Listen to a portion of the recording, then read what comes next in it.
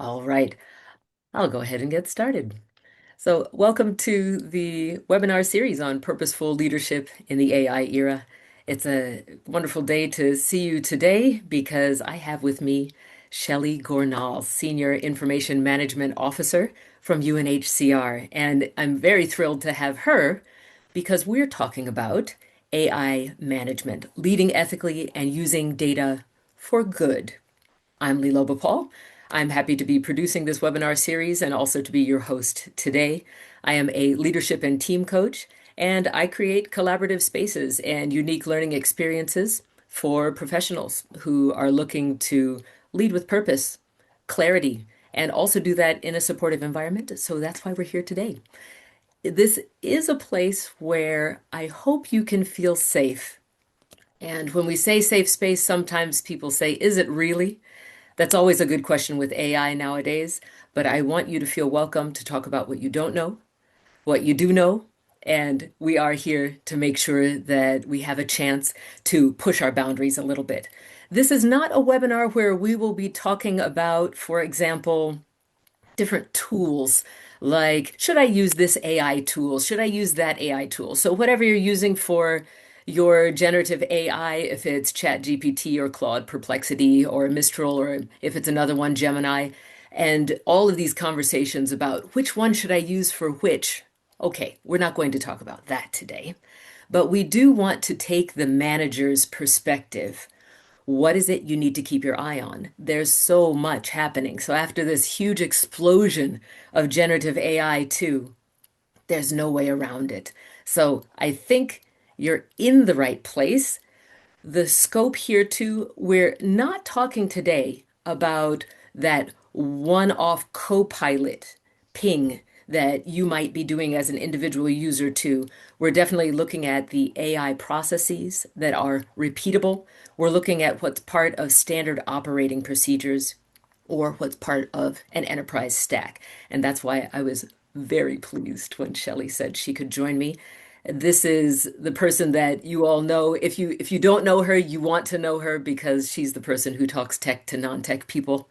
And for some of us who are somewhere in the middle, comfortable with tech, not comfortable with tech, wherever you find yourself in that middle, or if you find yourself at one of the extremes, this is a place where you can ask any question. We aren't builders in this conversation. If you want to have that kind of a building conversation too, I'm happy to have that after the session. You can follow me on LinkedIn. We can have a chat. You can direct message me if you want to talk about different things. If you're the policy person, you want to track AI policy, definitely, I hope you're in Substack. I hope you're getting your news from there as well. And sometimes you find some great Substacks like the Outpost for AI policy. Or if you're the builder, maybe Build to Launch. I think Jenny Young is one of my favorites right now. So over in my Substack as well, I try to repost some interesting things. I'd like to get your thoughts first before we jump in. Would you take out your mobile phone? And you're familiar with Mentimeter, I hope. And if you aren't, grab your mobile phone, follow this QR code, and we're going to head into just a couple of polls. I'd like to see where you are on a couple of things. So, for example, here, how long have you been using AI? So, let's concentrate on your AI tools for work. How long have you been using AI tools for work? So you're responding to this using the QR code that you see there on the right side of your screen. If your QR code isn't functioning, you notice that you can also go to menti.com and you can type in the code that appears there on the right side of your screen. So let's go ahead and take a look. I'll give you a few minutes to find your mobile phone. Were you one of the people who was already working with AI before ChatGPT, or was it starting with ChatGPT? Oops, I left off a T. MS Copilot 365, maybe for work, when Microsoft launched that. Is that when you started? So I'd love to see what you're saying here. Let's see what you think. All right, I'm going ahead and showing What we have so far looks like about 38% started with ChatGPT, 43%. Yeah, yeah. Or Copilot got you started. 29% so far have said Copilot got them started. I always find this interesting. I have down there too a couple of AI skeptics, it looks like as well. Well understood. Quite the environment. Yeah, it's interesting to see where everything is heading. All right, looking to see if anybody else would like to respond. We're at about 40% starting with ChatGPT for their AI tools for work. 33%. Yeah, using MS Copilot. Okay, let's go on to the next one. How well can I explain to my management what AI is doing? This is where we want to go with this webinar for sure. Yeah. And you notice I didn't really use a Likert scale here, but I thought, okay, let's just get to the meat of this. I can do that very well. I can explain okay, kind of neutral, not very well. I don't know. I don't know if I can explain it. I don't know. Giving you a few moments to answer there.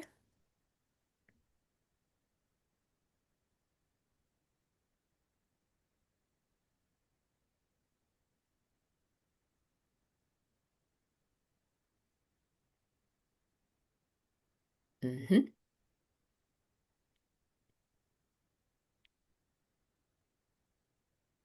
Yes, and how well can I explain to my management? Have you been thrown into this situation before? I think it's a bit nerve-wracking at first, and then when we start digging, it changes, and then the AI keeps changing around us. So what do we do with that? Hmm. All right, looks like we have quite a range right now. Yeah.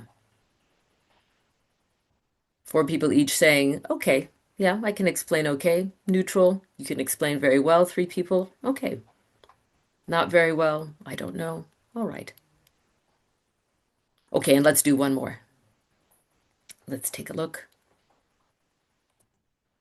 And one last thought from you. How confident am I managing a team or process that uses AI?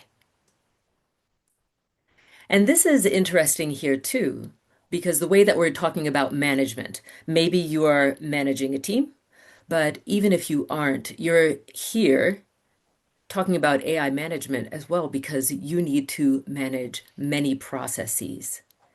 So whether or not you are the actual manager as we talk today, I'm about to hand over to Shelley in a couple of minutes. And when you're listening to her talk, gather your thoughts. Please share your questions in the chat. We'll get to as many questions as we can today. Consider management as well as being about managing processes. Okay? And let's see here. Yeah, okay, we've got people feeling pretty good about managing the team or processes. Five people feeling neutral, two feeling very confident, one not so confident. And yeah, like I said, not Likert scale, but I had to add terrified. Thank you for your honesty. I know how that can feel sometimes. I bet you're not alone in that one. Okay. All right. Thank you very much for your feedback. So, our main objective here today, we really want to think of this in terms of sequential steps that a manager should take in identifying, designing, implementing artificial intelligence for good. And we are emphasizing that positive social impact. So we're looking at a lot of people on this webinar, whether you are working in the humanitarian space or if you're in the private sector, that's what we're interested in here as well. Okay. All right. So let's get going. I'd like to hand over to you, Shelley. Where would you like to pick up this conversation? Because I know there's a lot to talk about. We have a lot of good examples here of enterprise cases, the use of AI. Yes, thank you. Thank you, Leloba. Yes, so I'm going to look at good in the broadest possible sense today, from as particularly around the human centricity of AI, the responsible use of AI, but also the use of AI to generate business value. and to actually do something that's good for your organization, because that's where a lot of AI efforts today are not coming, they're falling short. So we'll go through that, and I'm going to be speaking to you as a manager and as a manager of people, as Leloba said, or as a manager of a process, of a big process. So some of the examples of AI that I've come across in my professional role are on the screen, and I'd like to give a shout out to someone named Vivek Raj Moria. Vivek has been amazing for me. He's exposed me to all of these different types of AI. I recommend you follow him on LinkedIn if you have a chance. He works on my team. But so some things that I've worked with are a chatbot, and you've all used chatbots before, I'm sure, in customer service situations, in looking for guidance, in various things. These are often the first AI implementations an organization will do with natural language prompts and responses. Then another one is metadata enrichment. This is a different kind of AI. It's often a rule-based agent where we can put additional pieces of metadata on a data object. Or for example, we can tag a document. You can upload a document and the metadata for that document will be generated by artificial intelligence. Humans can, of course, also do this, but AI can do it from a multilingual standpoint, for example, and do things that humans are not capable of doing. If we could, another one is document summarization. I think we've all used AI to make a very long document be a very shorter document, or an MCP server. An MCP server is AI that wraps an API and allows natural language prompting of that API. So those are some examples. I'm sure you all have your own examples of AI agents and business cases that you've come across in your work, but those are the types of things that I want to talk to you about today, or I won't go into detail on any of these, but for us to look at AI from this perspective, from this level of scaling. And if you click again, you can also have multiple AI agents work together on the same process.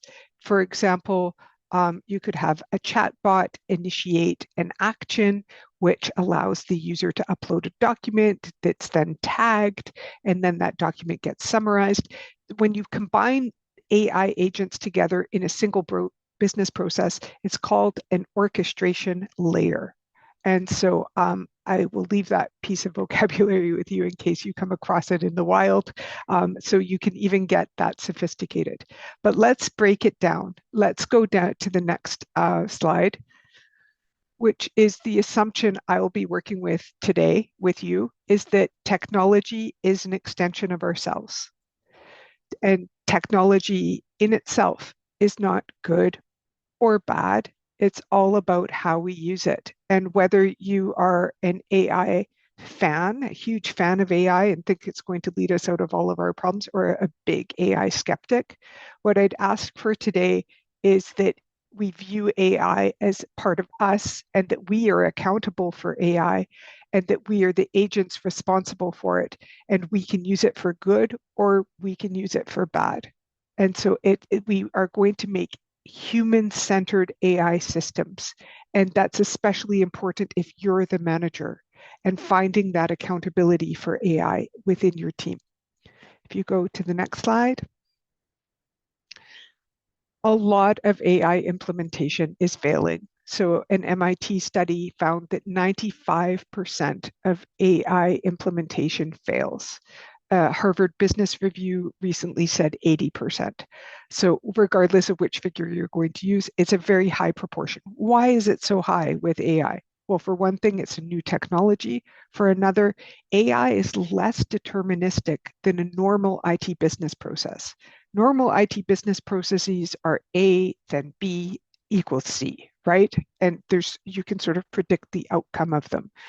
And with AI, you can get a left turn in that. You can get something surprising. It's a bit less predictable. So it's harder to implement. But then what is it about the implementations that are causing problems? Gartner is a big think tank who's had a great influence on me, by the way. Gartner research is great for AI, for data governance. for lots of data related topics. They found that the top two reasons for AI to fail are trust in the AI model and concerns about AI ethics, fairness, and bias. So it's not about the technology itself. It's about the perception of the technology and the trust that there is in that technology. So today we're going to go through how you can establish trust in the implementation of AI technology. Also, if you skip a couple down there, you will see another big reason for failure is the ability to demonstrate value from AI. That is something that people are struggling with. There's a lot of implementations of AI that don't have clear business value. And when that happens, that is also a failure. For that AI implementation to persist, it has to be producing something tangible of value to the organization. So let's take a look at how we're going to do that. If you can go to the next slide. We've broken, Leloba and I have broken this down into a sequential process for you that you can follow along.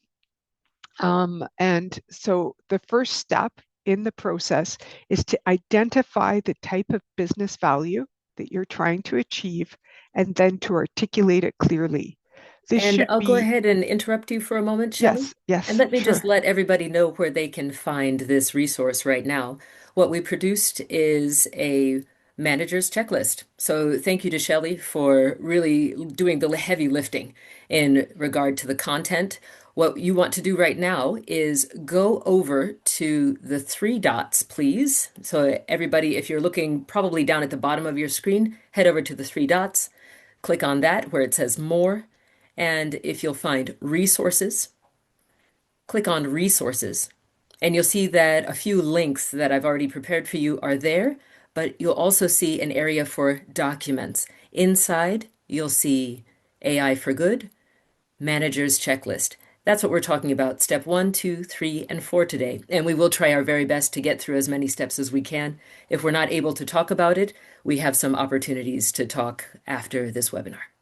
Okay, thanks, Shelley. Yeah, thanks, Leloba. Yes, so this is just a practical thing for you to do. The first step you're going to need to do is to articulate that business value, to define it. And something to consider here is that AI-supported processes should not be technology driven, but should be business value or outcome driven. And so, for example, I recently was exposed to an organization's data strategy where rolling out Microsoft Copilot was the objective. Now, that is a technology driven strategy. It is not a business value driven strategy. Rolling out Microsoft Copilot to do what is the question? To improve external communications, to standardize reporting formats, to incorporate data from the general internet or from some LLM into internal work. What is the goal and what is the impact that you're trying to do? That is the most important thing. And we've got some tips for you on how to identify types of business value. If you go to the next slide. A very common outcome that's desired from AI implementation is efficiency. I don't know if you guys have been hearing that. Like, I'm going to introduce AI to be efficient. And by that, we mean increasing the speed of processing or to reduce redundant processes. That's typically what we mean by efficiency. I'd like to, this is a valid thing to do. I'm not saying it's not valid, but I would like you to look upon it with a little bit of suspicion when you see this by itself, because the efficiency use case is tricky for many different reasons that are in the blue box. The first reason is that with that automation and that speed of processing, you do need to introduce a human in the loop. A human in the loop is an important guardrail to watch the process, to see if something goes wrong, to modify the outputs, or to stop the process. The definition, IBM's definition of the human in the loop is down there. So you can't just run AI without a human check on it. This is also about human centricity, right? And so there's this tension between if there's a lot of human in the loop needed to validate the results of the AI, you lose the efficiency because there's so much manual labor. So you have to find that sweet spot if you're using an efficiency use case where you do have the human in the loop, but the efficiency gains are sufficient to justify that human involvement, and there still is a business value in terms of efficiency. Second, efficiency can create downstream backlogs in sequential business processes. So if you have a business process that goes A, then B, then C, if you automate process A using AI and you make it go really fast, fast, then if business process B, which is downstream, is not automated, all that you've effectively done is created a huge backlog for business process B. So you're going to need to think sort of holistically about where you're situating AI in the business process and what are the downstream implications of it, especially in an efficiency use case, if that efficiency is going to translate to business value. The third one is the classic, sometimes when you achieve efficiency, you need employees to work in the space that that efficiency creates. If you're just creating 20-minute longer coffee breaks for the people who have the efficiency, then that won't have translated to business value either. So for those three reasons, plus perhaps more, efficiency alone I'm not saying it's not valid. It's just I look upon it as that's nice, but can it do something else? If you go to the next slide, here are some other examples of what AI could do. And you can combine efficiency with these other business outputs to have a business value type. So the first one is revenue generation. Can you make money or increase donations if you're in the nonprofit sector using AI? Is AI going to reach your donors? Is AI going to reach your customers? Is it going to generate value? Another one is cost savings. Can you decrease costs by using AI? For example, could you use AI to find cheaper flights for staff travel and thereby save money on travel? That's one example of cost savings. I'll give you some more in a moment. Or maybe it's not about changing the bottom line like those first two, but it's about better fulfilling your mandate so that the perception of your organization by partners, by governments, by customers, by internal staff improves, and that the standing of your organization improves in your where you're working.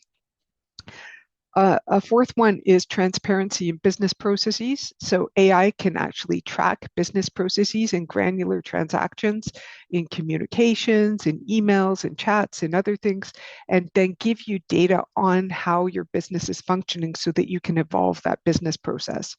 I've heard about people using this type of data to organize teams in a more efficient way, organize teams so that they work more effectively together. So that's one thing that can actually change, be a game changer for the business. Another one is enabling downstream AI business processes. And so remember, we talked about the orchestration layer, and one business value might be that you're enabling another AI agent to do its work better by, for example, enriching metadata. And the last one on this list, this is my favorite one. Okay, this is the one that I love people to try to get to, which is creating a better or new product, something that wouldn't have existed in the past because it's too complex for humans to do. Now, this could be, for example, a map using AI on remote sensing data and generating insights that can be put on a map that would never have been possible with human analysis alone. Or a more sort of mainstream example, I don't know if any of you got Spotify Unwrapped, any of you listened to Spotify. It was something that came at the end of the year last year where Spotify listeners got to see their favorite songs, their favorite artists, how much time did you spend on this genre of music, how much time did you spend on that, and a message from your favorite artist according to your listening history. Like that type of personalization drives customer engagement, it drives value. There's no way that they could have done Spotify Unwrapped prior to the advent of AI. And so you can do something new that didn't exist before. And that can be something cool. And you can combine any of these with a use case, but you should know what type of value you're trying to bring and be able to articulate that. So this is a list of some examples of type that you can use. So the next step is to apply that value type to your specific business process. So what you're going to do is once you've identified, okay, I'm going to, for example, fulfill my organization's mandate better. I've got some from sort of a humanitarian organization here. I want to have a close to real-time view of emergency response. And that's the value that I'm going to bring to a specific use case that resonates in my business.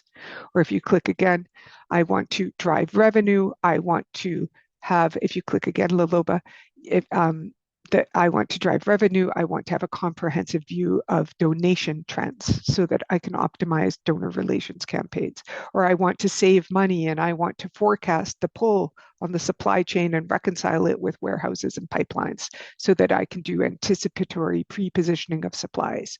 So those are some examples of applying those types of business value to your business processes and that you can explain what you're trying to do with the AI. This is about getting business value with the AI. So yes, the next step, once you've articulated the business value, you need to prepare your data. The first step in preparing your data is to identify data sets that are needed to drive AI. AI is driven by data and by digitalization. We all know that in the information age. So with your internal stakeholders, which of them have the data you need to drive your AI? You need to engage with them and incentivize them to collaborate with you so that they're going to give you a stream of good quality data that arrives at an expected time so that the data is available for your processing and so that they buy into your process. You should be able to incentivize them using your business value statement that we just created rather than trying to force them rather than trying to force them to come over. They should be able to see the value in what you're doing. The second one is to identify risks and risk treatments.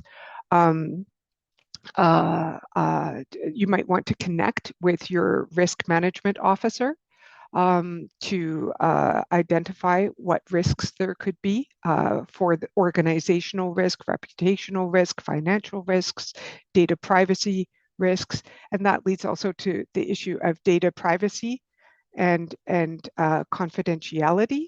You might want to connect with your data protection officer if there's any risk of processing personally identifiable information or of re-identifying personally data that could be personally identifiable.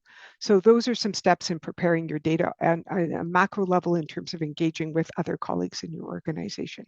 If you go to the next slide. And I think I just want to interject here as well, just one little comment related to risk that we find that human-centered aspect here under risks and risk treatments when we're looking at these negative consequences of our actions. If you're able to foresee already that little nagging suspicion that something could go terribly wrong if you just let this process run, that is that instinct kicking in here, and it falls squarely under risks. And we're looking at that negative impact being mitigated, looking at where it can be turned into a positive impact as well. Okay, yes, great. So the second question to ask yourself about your data is how is it being used? So are you using, for example, a third-party AI tool? Is that data, is the input data accessible by third parties? Is there a risk of unintended commercialization? Is an AI tool harvesting your data and adding it to their LLM? Are they selling the data, or is there any risk of data breach? Conversely, is there not enough of a tie to your organization's data So you want to ensure that whatever AI process you're using, if you are using internal data, that there is a tie so that you're not just getting back generic AI slop. So for example, if I just ask the internet how many refugees are there in Egypt, I will get an answer, but it might not necessarily be UNHCR's answer to that. I would want to connect to UNHCR's data in order to get that answer. Then if you go to the next slide, yes, eat your broccoli. Yes. Now, have you guys heard the phrase AI ready data? That's a common thing. AI ready data. What does that mean? That means that the data has enough quality and context to be useful by an AI system. So it's the classic garbage in, garbage out scenario where we need to put data into the AI that's of a sufficient quality in order to have a valued output. And when we say of sufficient quality, we mean that it's machine readable, that it has a thick layer of metadata, so that it's meaningful and contextualized. You also need to track your data lineage, and feed that in. So where did that data come from? So that when you see the AI output, you're able to trace back that element of the AI output came from this data source. So there's some transparency there. And also to use master data where applicable. That will help the AI connect different disparate but related data sets together. The other thing to think about with AI ready data is to re-ingest the output of the AI. So are you going to use it just once for one process, or are you going to catalog it, re-ingest it, or preserve it in some other way so that it can be used and reused over and over again?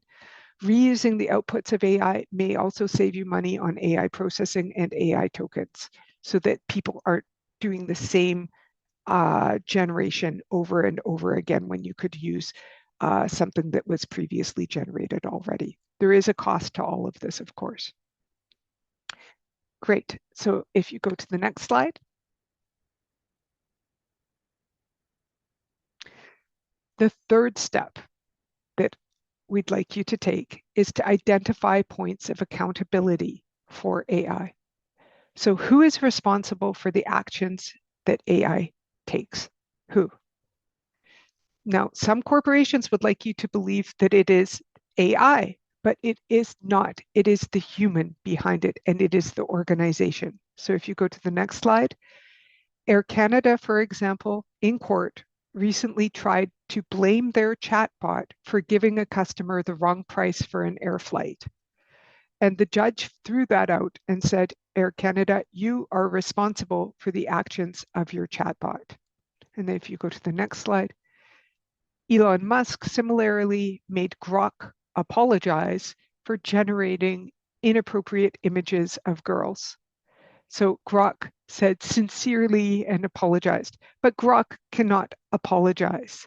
Humans are responsible for AI and their organizations are. And so as a manager, it's your responsibility to identify those who will be accountable for your AI-driven process. If you go to the next slide. The first step is to establish accountability upfront. Who on your team understands exactly what the AI is doing and how data is being handled and transformed? So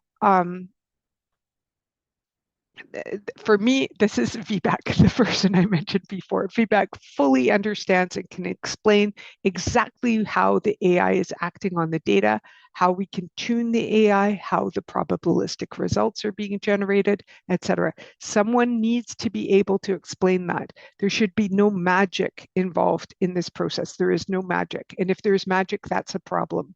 Also, you may want to not listen to the AI vendor in this scenario. I mean, the AI vendor is good, but someone internal to your organization should have an equal level of understanding, not just the vendor, because the vendor is not going to be accountable to you if your process fails. Can you summarize it for your management? Can you summarize it as a manager in simple terms that your senior management can understand it? That's an exercise for you that relates to your business value proposition, but also the action that the AI will take. And who is responsible for the quality and availability of the input data? This is data owners that we mentioned in the previous slide in terms of identifying those stakeholders. They are responsible to ensure that the data that's going in is of sufficient quality and freshness, that you're getting the desired output. And who will be responsible from a business standpoint? For example, if your AI implementation actually drives customers away, who is it that is responsible for that decision? And who is responsible for it from a technical standpoint to ensure that the uptime, that the tokens are there, the cloud hosting is there, security is there, that the action is taken as it's expected? Who is that? So these are some of the questions you can ask yourself to identify all the people who will be responsible. But if it's you as a manager who's overseeing this process, ultimately you will be responsible with as well as these other people. If you go to the next slide, all of what we've been speaking about it in this latter portion of the webinar is on guardrails, AI guardrails. AI guardrails are there to make sure that the AI process doesn't run off the rails, that it doesn't take a left turn that's unexpected, and that you've got control of it, as it is a less deterministic process than most IT processes that don't use AI. As we discussed, you want it to be human-centered, where human beings are accountable and where you're able to articulate the real-world value for humans in an ethical, human-centered way. You want to have transparency and explainability of the full AI process without a black box in the middle. You want to have data protection and data privacy in the forefront, and compliance with policies. Now, these policies may be from your own organization, or they may be laws from the government. This is an area that's fast developing. It's a bit of a weak area right now that's my impression, that this is underdeveloped right now, but that we will see more and more AI policies and AI governance emerging from organizations and states. Also, you need to track unintended consequences over time. That's another guardrail.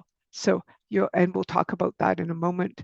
And you also need to have data alignment with your data model, your enterprise data model, and how that data fits in before and after into that data model. If you go to the next slide. The last thing I'd like you to plan for is monitoring the outcomes of your AI process. So if you go to the next one, you need to think about how you're going to identify intended and unintended outcomes. So if you're only looking for the intended outcome, you might be missing sort of side consequences to this AI process that hadn't been anticipated. So you'll need to take a broad view of it. Like, for example, when we talked about backlogging this downstream business process, that's an example of an unintended outcome. When we talked about how automating the start of a business process, but not the middle of it, can create a backlog. So you need to monitor not just the process at the start, but the process in the middle. You'll need to have some formal plan for doing that. The other thing is on the right is to catch problems as they arise and to empower your human in the loop. So the human should have full visibility into what the AI is doing. It should have the ability to modify or tune the results of the AI. It should have an escalation path to report any problem, and that human being should know who's accountable for which parts of the AI, and it should be able to recommend stopping the AI if needed to, or to escalate to someone who can stop.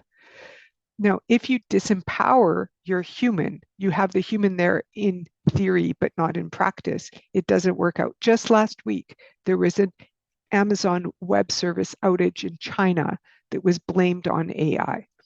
And the AI agent reportedly decided to rebuild the environment. It decided this by itself. And it took it 9 hours to rebuild the environment.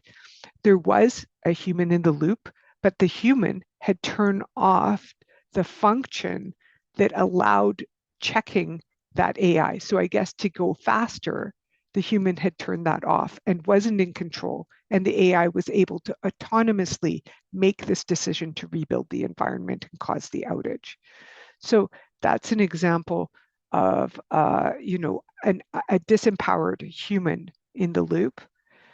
And And it's also, Shelley, yeah, also, if you could speak more to that too, because I think when we were talking about this earlier as well, the human in the loop, when you're in a very hierarchical organization, might end up finding themselves pressured by other environmental factors. Perhaps it has to do with politics or whatever's happening in the office or in relationships with other government partners or other things that's happening there. Could you speak more to that human in the loop in the context of the organization too? it's sorry, in terms of that human being pressured. Yeah, that it wouldn't only be a situation where it's the human connecting with the AI, but definitely the humans in connection to other humans and how they're trying to manage the AI as well. Yes, yes. Um, I've got a story I can tell about a human in the loop where we had where we really needed a human in the loop. So we were implementing document summaries so we were taking these long narratives, like thousands of them, pushing them through AI, having a summary generated. We ingest that summary to a database where a human can look at it. And then once the human approves it or edits it, we consume it in for repurposing and reuse across the systems. Now, we designed that on the assumption that these narratives were structured. They were supposed to be written. They're about humanitarian needs, about the needs of the community, the the self-reliance in the community and their ability to cope with those needs, and then the humanitarian response. So we were expecting a three-part narrative in all of these narratives, sort of three paragraphs, one about the needs, one about their capacities, and then one about the response. So we structured the prompt that way. It wasn't a human prompting, it was a generic prompt we did at enterprise level.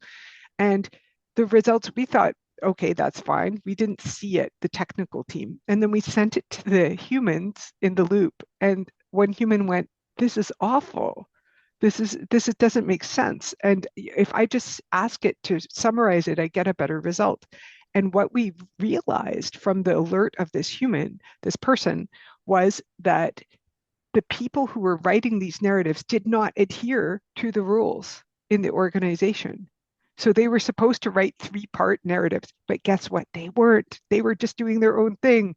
And so then when the AI tried to use a structured prompt to summarize it, the AI was just making up stuff. So if they didn't talk about the community's capacities to cope with the needs, then the AI was just imagining this because we were forcing the prompt. So we wound up changing the whole prompts, wiping out all of the summaries, starting again and reprocessing it. And that all came from that one person alerting us that this was not happening and alerting us also to the human behavior in the system. And sometimes humans behave differently than the rules. Sometimes machines do too, right? So we have to have mechanisms to catch this.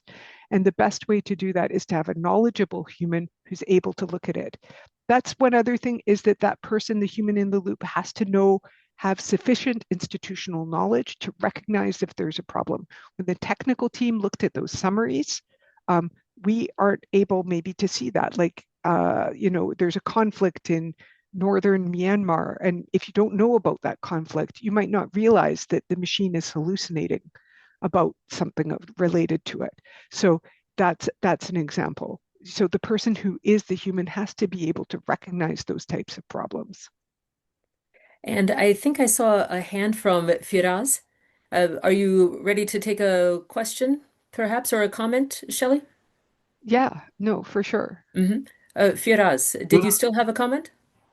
sorry, that was my mistake. Apologies. No Thanks worries. all. All right. Okay, on we go. Yeah. The other thing, maybe just quickly, and then I'm going to hand it back to you in a sec, Liloba, is to account for change over time and the need to retune, refine, and evolve. So even if you're just monitoring the AI at the start, the situation changes, the inputs change, the AI changes, maybe an LLM changes. You need to continuously monitor it. It's not enough to do it just at the start and then think, oh, everything's fine.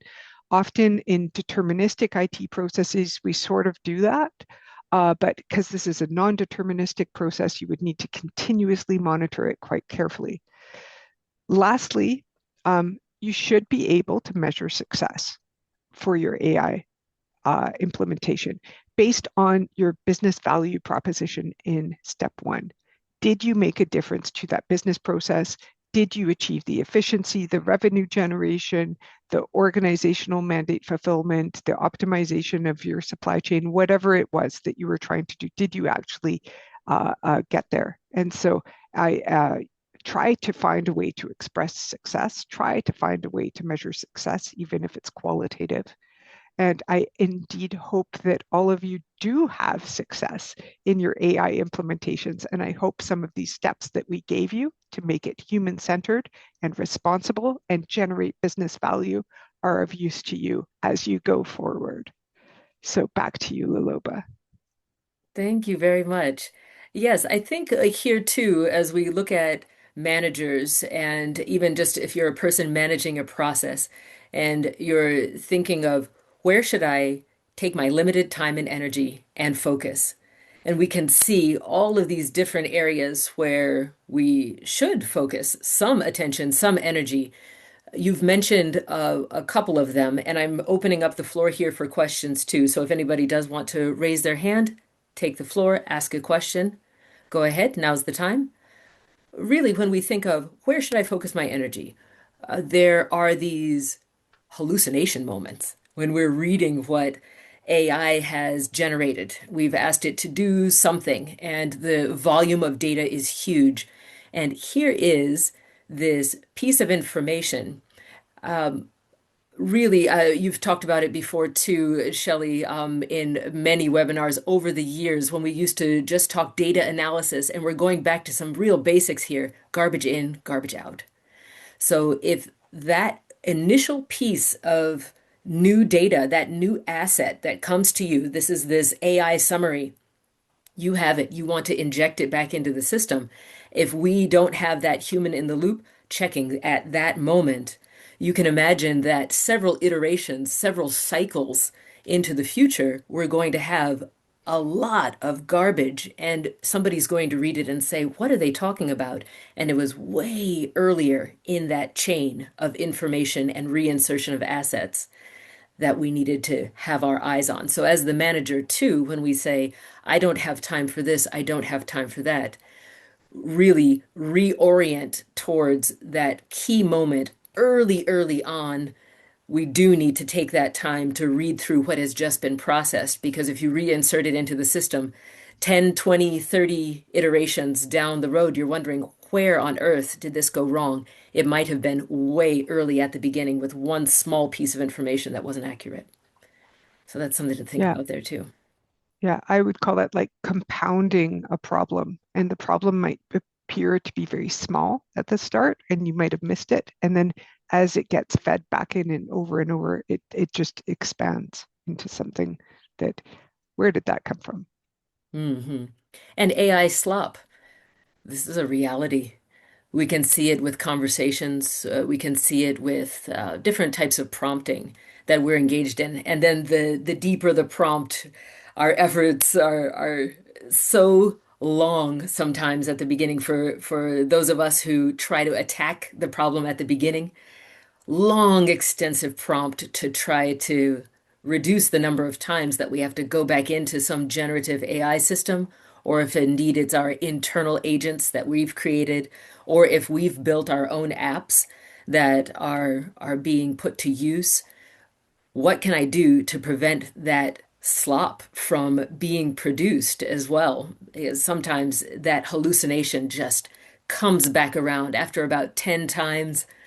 Oh my goodness, you're writing and it just is producing nonsense. So this happens with chatbots too. If somewhere in that whole stream of thought, that early thought gets derailed, then there's only slop at the end. So if that human in the loop again is coming back in at key points, there's a key point at the beginning, there's a key point at the end. Take a look at the checklist as well that we have for you. We've used the same steps here and just looking to see if there's anybody who thinks there's something missing on that checklist. I think that would be fascinating to hear too, something that popped out to you immediately. Happy to hear from you. Yeah. Any thoughts? Any thoughts from our participants too? Glad you're here, and I know we're all in different locations and we're probably considering different aspects. I see some people from the private sector as well too. We've leaned heavily towards conversations related to very large organizations. Maybe there's some other examples some people want to bring in here, business use cases. Yeah, there's a couple questions in the chat, Leloba. I see Yes. one from Duke about, he says, grateful if you can mention something on how you balance the benefits of AI with concerns around data sovereignty, privacy, and unintended commercialization in the humanitarian and international context. I guess this is the biggest fear of in those of us being rather too careful with AI.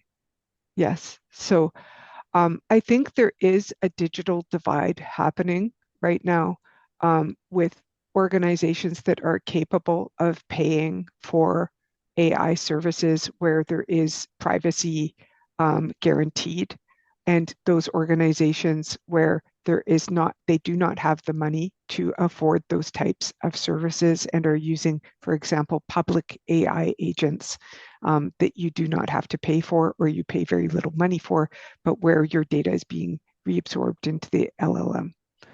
So that is the concern. I think that's something that the humanitarian community needs to address.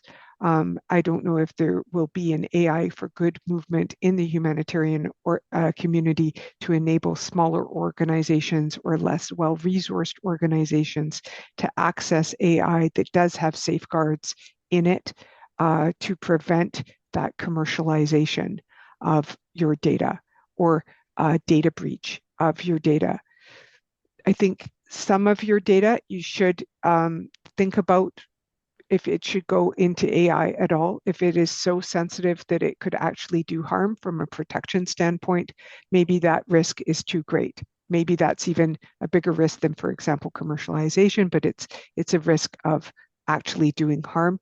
That type of risk you need to take very, very seriously, and maybe AI just isn't worth it at all in those cases. So, but I'd be happy to hear your thoughts on that, everyone's thoughts, or your thoughts, Leloba, as well. Yeah, thanks. I think there's a lot going on there too when we think about the interface with commercialization. There just seems to be a lot of potential today for anything suddenly being in the public.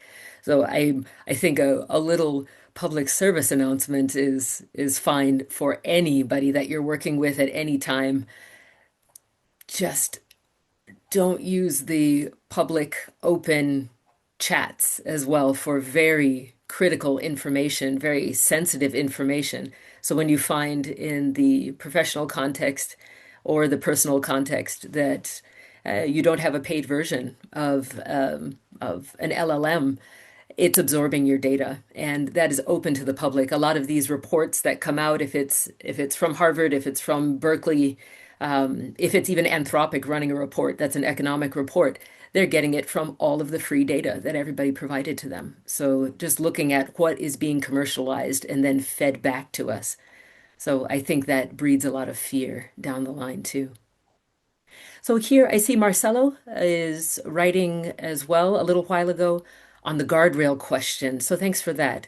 I think it also relates, he says, to how well users know what to ask and how to interact with AI. Many still struggle with prompting, and as a result, the AI ends up taking ownership of the output. So training users on how to use AI is really important, for sure. Yeah, thanks for that thought. And Yes. Fatima asked a question here too, how AI could help us in digitalization. Um, Can I just address Marcelo's comment too Yes, on the sure. prompts? A lot of our implementations of AI, or not a lot, but maybe half of them don't involve the user actually prompting the AI. So we're using rule-based AI, using an analytical framework to generate metadata, or the system is prompting. We put in a generic prompt into the system that generates it for the user. So not all of it. Sometimes there's user prompts, and then there's other implementations of AI that don't actually involve end user prompts.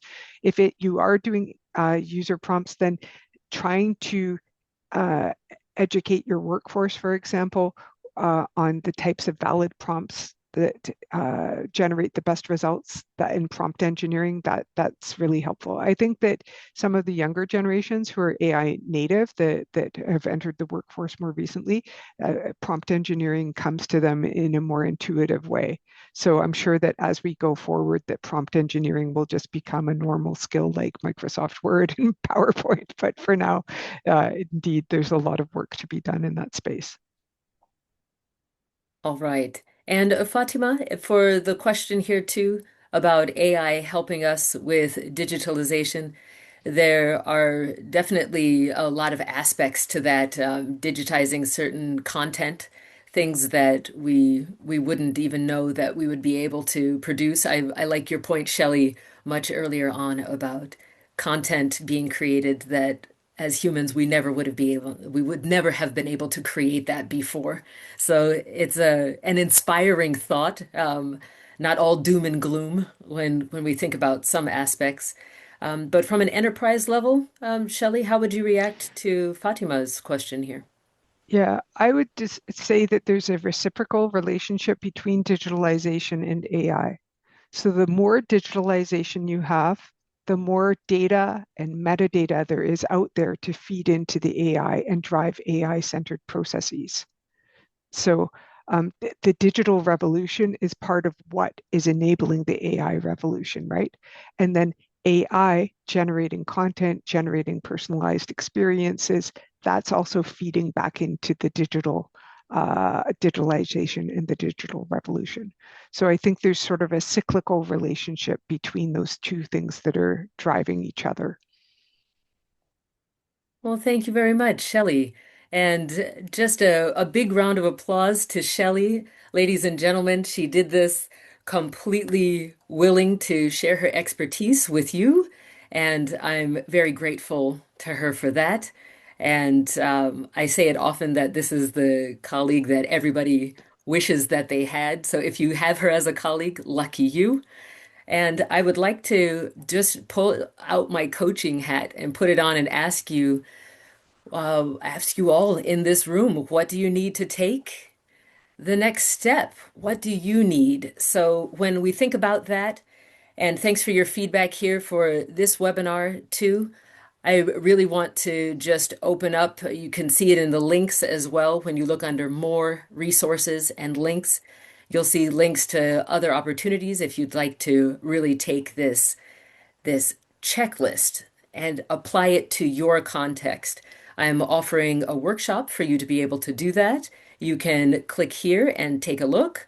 Also, group coaching, you can look at AI management and leadership because I think this is a huge leadership moment as well. When we're saying, I'm going to put humans first, and we're doing that human-centered approach, we're putting on different guardrails and we're behaving in a different way. And getting that moment right now means a lot later on down the line. So when we think about the outcomes that we're really trying to achieve, we're thinking about that leadership as well. So group coaching in March, April, May, we have some things coming up. And of course, individual coaching is out there too. So if you'd like some help with that AI management, happy to have you in touch. All right. And there's one more webinar that's coming up very soon. One more. Actually, there are four more webinars, but the next one I want to make sure you're aware of. And this is in the Purposeful Leadership in the AI Era series. And the next one is with Katya Trigiani, former Microsoft marketing manager. And she's going to be talking to you about visibility and marketing yourself forward. And she also wrote a book on the same topic, Marketing Yourself Forward. So if that's something you're interested in, That's later on in March. And you can find all of those events over on Eventbrite. And you can find them also on my website. So happy to share those links with you. And I'm wishing you all a very good afternoon, a good rest of your morning, or a good evening, wherever you are. And thank you so much for joining us. Thanks for the opportunity to connect, Leloba, and thank you all Yes. for coming. Take care and good luck with your AI implementations. Thank you, everyone. Bye-bye.